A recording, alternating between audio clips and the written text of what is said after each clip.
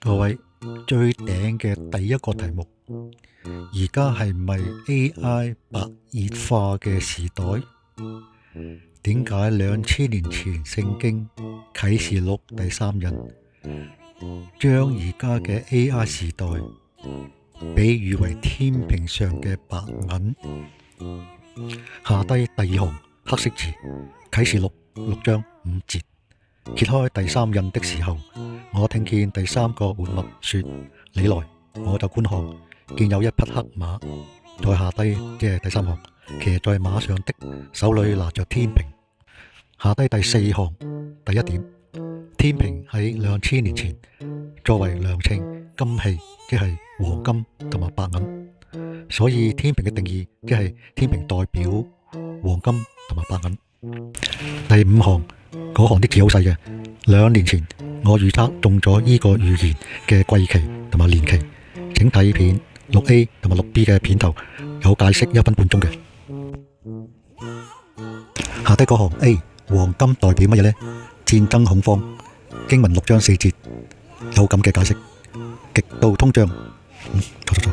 下低嗰行 A 黃金代表戰爭恐慌，經文6章4節有咁嘅形容。黃金又代表極度通脹，經文呢6章6節就有咁嘅比喻，所以呢就買金避險啦。紅色箭嘴指住聖經講中現今世局，係咪？下低嗰行 B 白銀代表 AI 白熱化時代，有紅色箭嘴指住聖經講中現今世局，上帝知未來幾千年。下低嗰行 C 創新高，黃金同埋白銀等咗2000年，黃金呢就喺2025年10月份，白銀就喺12月份，咁分別呢就創咗新高喎。黃金就係50年嘅新高，白銀係100年嘅新高。下低嗰行 D 升幅驚人啊！黃金同埋白銀分別喺2025年之內呢，黃金就升咗60%，去到4400蚊美金一盎司，白銀呢就升到113%，去到66蚊一盎司，係去到12月份21號止。下低嗰行 E 神蹟，黃金同埋白銀同時創新高之原因，黃金因為戰爭，白銀就因為 AI， 兩者呢都升到好高溫。箭嘴就指住誰能估計到未來嘅2000年呢？就係上帝。下低有個黃色長方形，入邊啲字就寫住黃金創新高原因係戰爭恐慌，買金避險。隔籬白色長方形呢，入邊啲字係白銀創新高原因係 AI 白熱化，白銀消耗過剩，缺貨危機。下低嗰行第2個題目 AI 人工智能消耗白銀稱霸，大約用咗市場嘅1半白銀。